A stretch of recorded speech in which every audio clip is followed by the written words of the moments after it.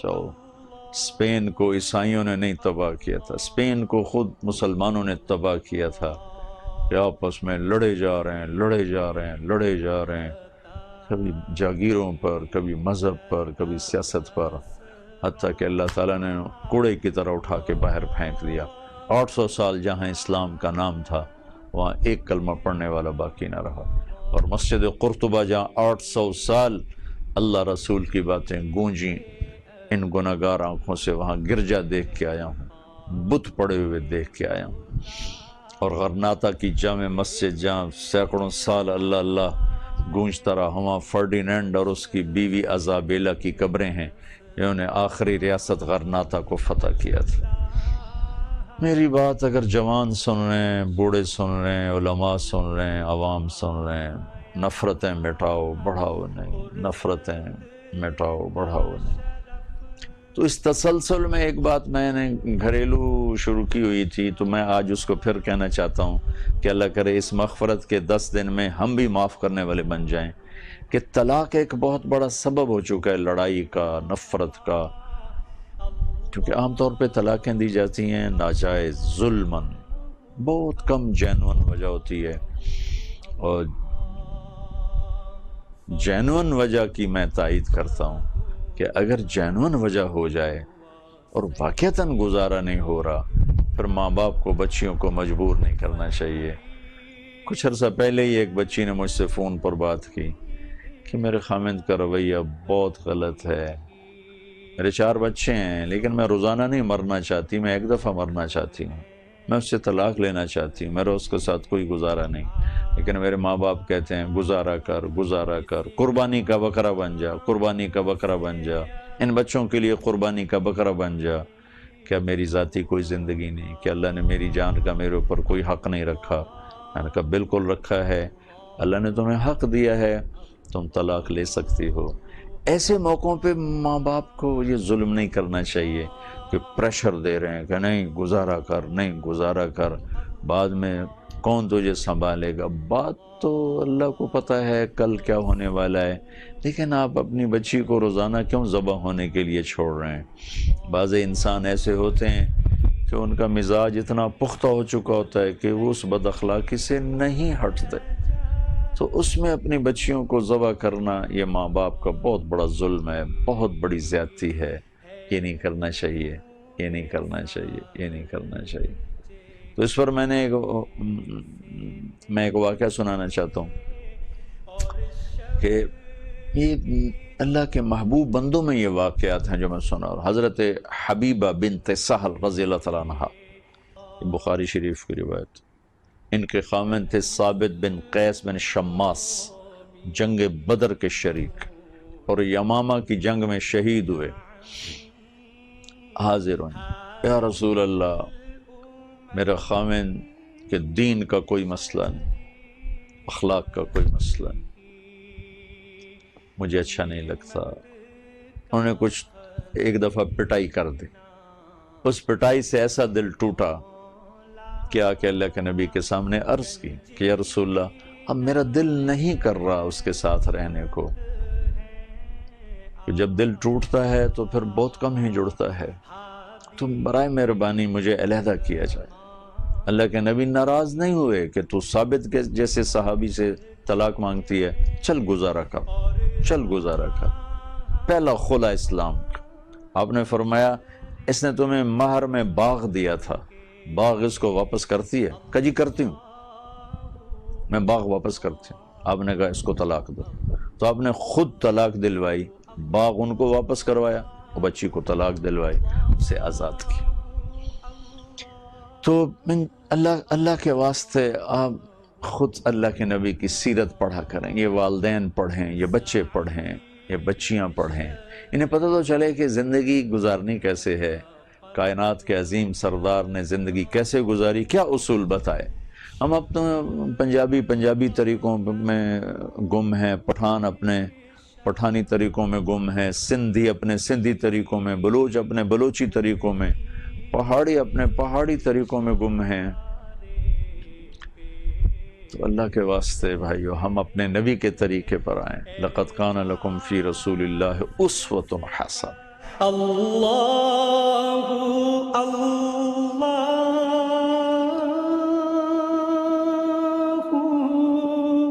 لا الہ الا اللہ اللہ اللہ۔ تو آپ کے اسوہ حسنہ خوبصورت زندگی، آپ نے کیسے مکے والوں کو معاف کیا، کیسے بیٹی کے قاتل کو معاف کیا۔ حبار بن اسود رضی اللہ تعالیٰ عنہ زمانہ کفر میں حضرت زینب کی سواری کو برچھا مارا، وہ گری زخمی ہو کر 8 سال اسی زخم میں آپ نے گزار کے انتقال فرمایا، اور بڑی دکھ والی زندگی دیکھی۔ اور فتح مکہ پر جب حبار بن اسود نے آ کے کلمہ پڑھنے کے لیے ہاتھ بڑھایا تو آپ نے فوراً اس کو بیعت فرمایا، اور یہ نہیں فرمایا میری بیٹی کا قاتل ایسے قتل کر دو۔ 18 برس مکے والوں نے قتل کے منصوبے بنائے، آپ نے فرمایا جاؤ میں نے معاف کیا۔ تو بھائی بہنوں، یہ مغفرت کا مہینہ ہے، آؤ ہم بھی معاف کریں، ہم بھی درگزر کریں، لوگوں میں صلح کرائیں، لڑے ہوئے کو آپس میں ملائیں۔ نبی پاک صلی اللہ علیہ وسلم اپنی بیٹی کے گھر گئے، یہ دنیا ہے، یہاں جھگڑے چلتے رہیں گے، کھٹ پٹ ہوتی رہے گی، ناممکن ہے یہاں نہ ہو۔ میرے نبی کا گھر تو سب سے اوپر والا گھر ہے، وہاں بھی خامد اور بیوی کے آپس میں، بیویوں نے اللہ کے نبی کا گھیراؤ کیا ہوا ہے، اور بات ہو رہی ہے، اور کوئی تھوڑی بہت گلے شکوے شکایتیں ہو رہے ہیں، میرے نبی کے گھر میں ہو رہا ہے یہ سب کچھ۔ جنت میں جا کر بالکل عافیت ہوگی۔ آپ نے دیکھا فاطمہ رضی اللہ تعالیٰ عنہ اداس بیٹھی، کہا میری بیٹی کیا ہوا؟ کہا جی میرے اور علی کا جھگڑا ہو گیا۔ سبحان اللہ۔ آپ نے کہا علی کدھر ہے؟ کہا جی باہر نکل گئے۔ تو آپ نے کسی سے نہیں کہا علی کو بلا کے لاؤ، میں سو رہا، میں کہ میں آپ صداں، میں کہ میں آپ جاواں؟ یہ ہمارے دیس کا تکبر ہے یا جہالت ہے؟ آپ خود تشریف لے گئے، ڈھونڈنے دیکھا تو مسجد میں سوئے ہوئے تھے، آپ نے ایسے پیار سے اٹھایا، ابو تراب اٹھو۔ ابو تراب کہنے کا مطلب تھا مجھے تم سے ویسا ہی پیار ہے جیسے پہلے تھا۔ یہ اظہار محبت کا کلمہ تھا، اس لیے حضرت علی فرمایا کرتے تھے پوری دنیا کے مل جانے سے زیادہ محبوب ہے مجھے یہ ٹائٹل ابو تراب، کہ میرے نبی نے مجھے پیار سے فرمایا۔ اب گھر تشریف لائے، زمین پر ایسے لیٹ گئے، ادھر حضرت علی کو لٹایا، ادھر حضرت فاطمہ کو لٹایا رضی اللہ تعالیٰ عنہ۔ نہ علی سے پوچھا کیا مسئلہ ہے، نہ فاطمہ سے پوچھا کیا مسئلہ ہے۔ عام طور پر یہ جو صلح کرانے والے ہوتے ہیں یہ مسئلے پوچھتے پوچھتے اور لڑا دیتے، اور جب صلح کرنی ہے تو پھر یہ مت کہو جی اسی پہلے کوئی گل کرنی ہے، اسی جی کو پہلے گلاں کرنی ہیں پھر اسی سوچاں گے، پھر تو کبھی صلح ہو ہی نہیں سکتی۔ آپ نے کچھ نہیں پوچھا، علی ہاتھ دو، یہ ہاتھ لیا یہاں رکھا ناف پر، فاطمہ ہاتھ دو، ان کا ہاتھ لیا اور یہ رکھا، ٹھیک ہے، یہ علی کا ہاتھ، یہ فاطمہ کا ہاتھ، اور اس کے اوپر اپنا ہاتھ رکھا، 3 ہاتھ ہو گئے، سبحان اللہ۔ پھر فرمایا بولو ہماری صلح ہو گئی۔ دونوں نے کہا ہماری صلح ہو گئی۔ آپ اٹھے باہر نکلے، 14ویں کے چاند کی طرح چہرہ چمک رہا تھا۔ صحابہ نے عرض کیا رسول اللہ آج آپ بڑے خوش نظر آ رہے ہیں۔ کہا علی و فاطمہ کی صلح کرا کے آ رہا ہوں۔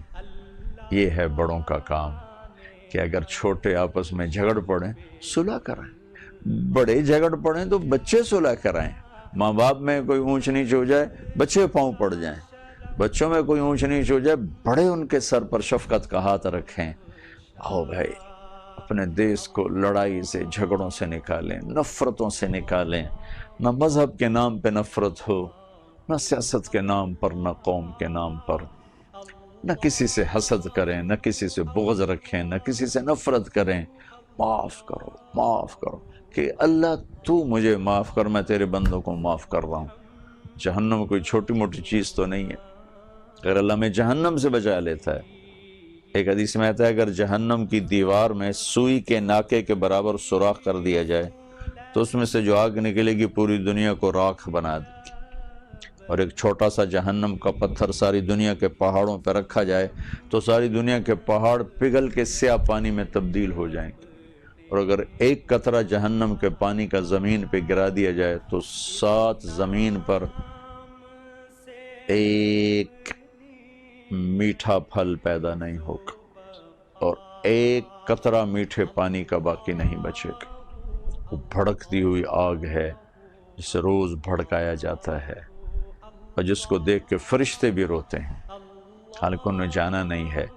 اگر اللہ میں اس سے معافی دے دیتا ہے تو ایک بندے کو معاف کرنے میں کیا زور لگتا ہے؟ اللہ کی قسم آپ کا قد بڑا ہو جائے گا، آپ کا سینہ ٹھنڈا ہو جائے گا۔ انتقام لینے میں وہ ٹھنڈک نہیں جو معاف کرنے میں ٹھنڈک۔ کہتے ہیں سب سے بڑا انتقام معاف کرنا ہے، معاف کرنا سب سے بڑا انتقام۔ تو درگزر کریں، معاف کریں، اللہ بھی ہمیں معاف کرے گا، اللہ بھی درگزر کرے گا۔ امام زین العابدین، زین العابدین ہیں، عابدین کے زینت، نام ان کا یہ نہیں، ان کا ٹائٹل ہے، ان کا نام ہے علی، نام علی ہے، ٹائٹل ہے زین العابدین۔ حضرت حسین کے واحد فرزند جن سے نسل چلی، ایک آدمی ان کو گالیاں دینے لگا سامنے، تو وہ منہ یوں کر کے بیٹھ گئے، ایسے اللہ اکبر، ایسے منہ کر کے بیٹھ گئے، تو وہ سامنے سے آ کر کہنے لگا ایاک اعنی، تمہیں گالیاں دے رہا ہوں، مطلب تو کیوں چپ بیٹھا ہے، تو بھی تو کوئی بول، کوئی کم گرم ہوئے۔ تو انہوں نے فرمایا وعنک اغضی، او میرے بھائی میں بھی تمہیں ہی معاف کر رہا ہوں۔ آل رسول کو، آل رسول تھوڑا ہی تھے، وہ تو جگر گوشہ رسول تھے، تو حسین کے لاڈلے تھے،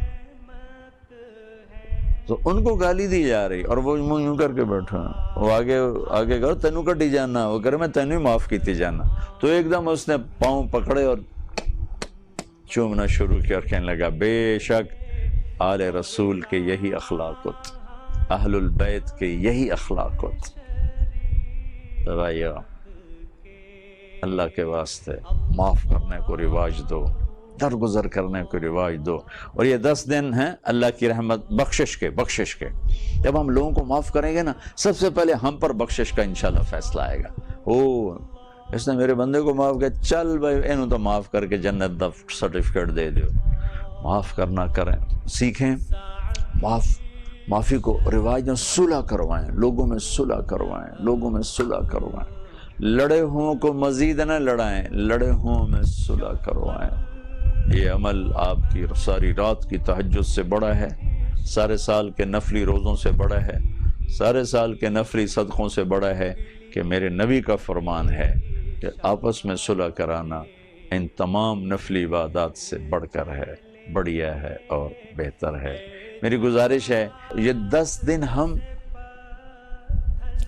جیسے اللہ ہمیں معاف کرنے کے فیصلے کر رہا ہے، ہم لوگوں کو معاف کرنے کے فیصلے کریں گے تو انشاءاللہ العزیز میرا مالک ہمیں بڑی محبت سے معاف کرے گا اور اپنی رحمت کی چھاؤں میں جگہ نصیب فرمائے گا۔ تو آؤ بھائی بہنوں، اپنے دیس کو خوبصورت منائیں۔ کیسے؟ ایک درخت لگا کر، ایک سبزہ اگا کے، وہ بھی کرنا ہے، لیکن اپنے دل کو سرسبز بنا کے، سینے کو کشادہ کر کے، معاف کر کے، اپنے گھروں کو حسین بنائیں، اپنی زندگی کو حسین بنائیں، زندگی یہاں بھی خوشحال، آگے بھی خوشحال۔ السلام علیکم۔ اللہ